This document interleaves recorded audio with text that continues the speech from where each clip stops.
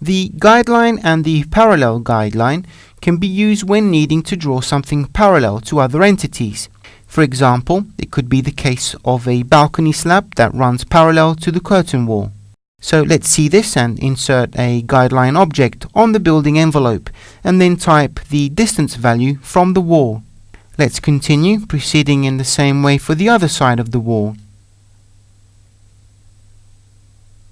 Now, using this guideline, let's close the two sides of the perimeter that are still open.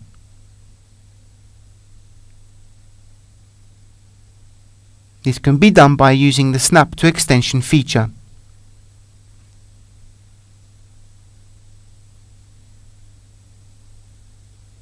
Now, selecting the slab drawing entity, all we need to do is simply trace around the guidelines to draw the balcony.